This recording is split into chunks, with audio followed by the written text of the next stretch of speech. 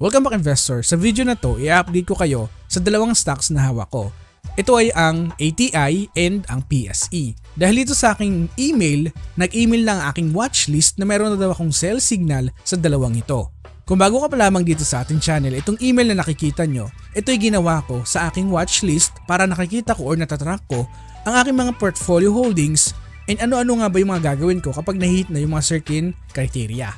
Marahil lang iba sa inyo ay pamilyar na sa portfolio tracker na binibigay ko. So if I'm not mistaken, dalawa pa lamang yung nabibigyan ko ng full version ng aking portfolio tracker like this, na nag-i-email automatically kapag mayroong ganap sa ating portfolio watchlist. For example, ganito, na-hit na ng PSE ang aking sell signal na nasa 185 pesos and now kanyang share price ay nasa 192 pesos per share. So automatically kapag nagkaroon ng sell signal or buy signal, automatic yan i-email sa ating email address. And also automatic din nagbabago ang ating current share price and also tinatrack ng ating portfolio tracker yung performance ng PSEI ng ating capital gains and ang ating dividend income. So ito yung full version ng portfolio tracker natin. Now dito sa video na to, pag-usapan natin, tama lamang ba na ibenta ko na ngayon ang PSE at ang Asian Terminals? Yan ang pag-uusapan natin.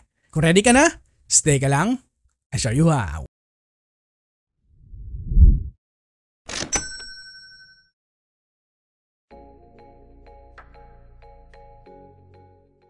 Now dito sa aking portfolio, ang ATI ay meron ng total returns na 45% and 14% nito ay galing sa dividendo na binibigay ng kumpanya. And ang PSE naman, ang total returns ay nasa 19.20%. Na itong dalawang kumpanyang ito, ang pag-uusapan natin, ngayon kung may hawak ang ATI and PSE, pag-usapan natin kung tama lamang ba na ibenta ang kumpanyang ito ngayon or masyado pang maaga. Na kung pupuntahan ko itong sites na ginawa ko and pipindutin ko lamang itong stock review, in terms of this data pa lamang pinapakita na agad sa akin na masyado pang maaga na ibenta ang kumpanyang ito. Unang-una, sa kadahilanan na kanilang free cash flow ay mas malaki kaysa sa kanilang net income. So ibig sabihin nito, meron pang room to grow, to improve itong company over the period of time. Remember na ang free cash flow ay napakahalaga para sa business kasi may 5 kaparaanan para gamitin ito para i-grow ang business. Una, they can pay dividend. Pangalawa, they can buy back shares. Pangatlo, they can acquire more businesses kasi marami silang free cash flow.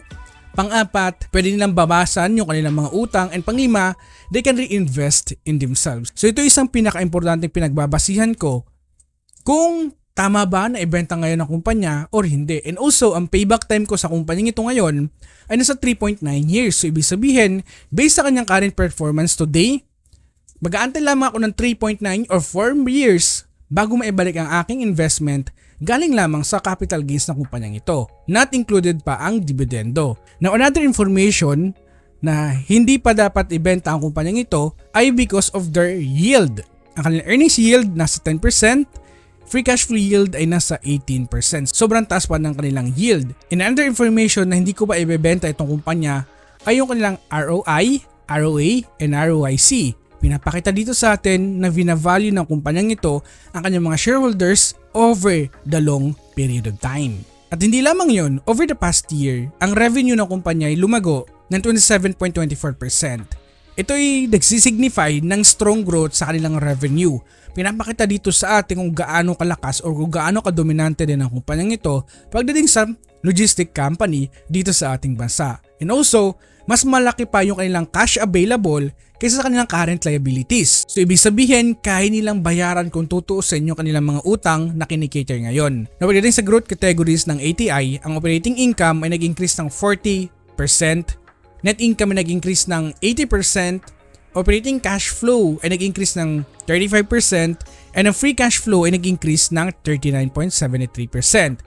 Pinapakita dito sa atin na pagdating sa growth rate category ng kumpanyang ito ay talagang maganda yung pinapakitang performance ng kumpanya sa kanilang business operation. At hindi lamang yun, yung kanilang profitability ay talagang gumaganda at gumaganda din ngayon. Ang kanilang operating margin ay nasa 46%, net profit margin ay nasa 32%, free cash flow margin ay nasa 27%, cash conversion ay nasa 84.76%. So dito pinapakita lamang sa atin kung gaano kalakas, kung gaano ka-profitable ang kumpanyang ito over time. And I think hindi na ako magtataka kung kayang-kaya nilang bayaran yung kanilang mga dividendo na binibigay sa kanilang mga shareholders. Pagdating sa dividend information, nandito tayo sa Simply Wall Street. Ang dividend yield ay nasa 5.1% at mayroong payout ratio nga nasa 40% lamang.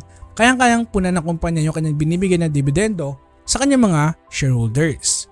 And also kung titignan natin, over the past 10 years ay talagang stable na nagbibigay ng dividend ang kumpanya sa kanyang mga shareholders, and also ito ay nag-grow din over the years. At hindi lamang yun sa pagganda ng ekonomiya natin sa trade transaction sa pangkalahatang merkado, talagang nagbe-benefits ang mga port operators sa ating bansa kasi talagang gumaganda yung palitan, kalakalan, at dahil doon, lumalaki din ang kita ng mga port operators. Kung meron kang 50,000 i-invest sa ATI, so over the past 5 years na pag-i-invest mo, ang iyong investment ay lumago na ay nasa 64,000 pesos na. So 29.34% ng income mo ay galing lamang sa dividendo na binibigay ng kumpanya over the past 5 years. So that's around 14,669 pesos. So ito yung malaking bagay din, no? Pagdating sa dividendo na binibigay ng kumpanya over the long period of time. Now pagdating sa competitors ng ATI,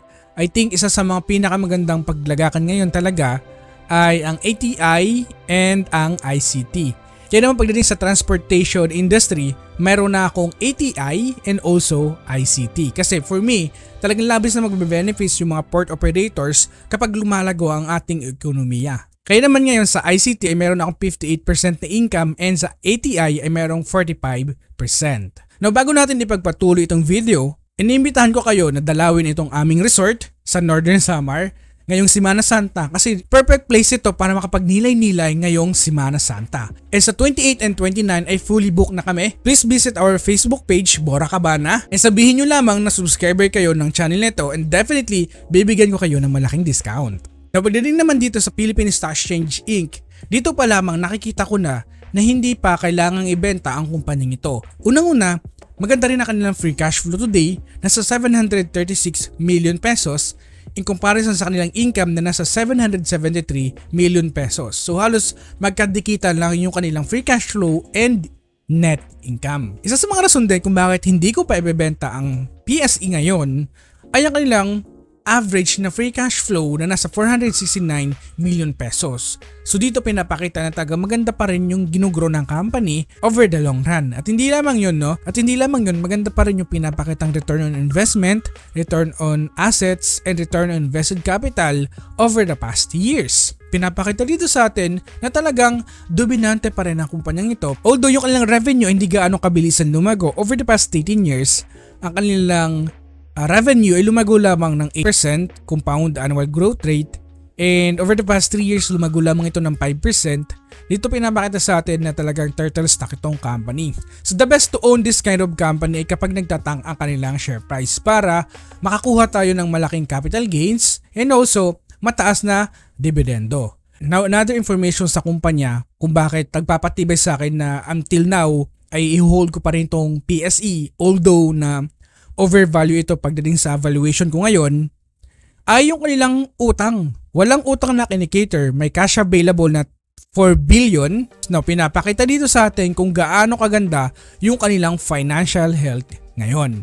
Ang dividend yield ngayon ng kumpanya ay nasa 5.3%, and over the past 10 years ay continuous naman ito nagbibigay ng dividend sa kanyang mga shareholders. Ngayon naman kung nag-invest ka ng 50,000 pesos at pinabayaan mo ito over the past 5 years, ang iyong investment ay lumago ng 27.66% galing lamang sa dividendo na binibigay ng kumpanya. So ang iyong 50,000 naging 63,814 pesos na ito. At meron kang dividend income na 13,814 pesos.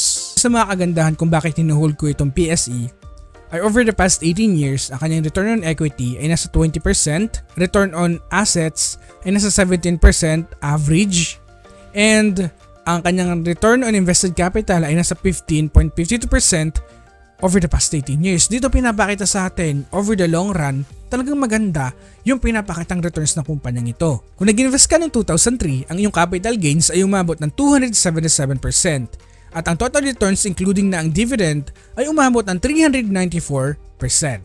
Dito pinapakita over the long run talagang maganda mag-invest sa PSE kung ikaw isang long-term and dividend investor. Ngayon naman kung ikaw ay nag-invest sa ATI noong 2000, ang iyong capital gains ay umabot ng 1,485% at ang iyong total returns including na yung dividend ay umabot ng 2,012%. Pinapakita dito over the long run sa dalawang kumpanyang ito na talagang maganda mag-invest over the long period. Kasi over the long run, kapag nakakabili tayo ng mga magandang company at hindi lamang yon, talagang kayang-kayang bayaran yung kanilang utang at also talagang continuous na nag-i-innovate, talagang maganda yung future ng company over the long period of time. Like for example, itong PSE and ATI. Kaya naman, in conclusion, ang ATI at ang PSE ay hindi ko ibebenta until now. Talagang matagal ko pang i-hold ito until the long period of time. Now, this is Pesci Warrior na nagpapaalala na invest wisely and see you on the other side.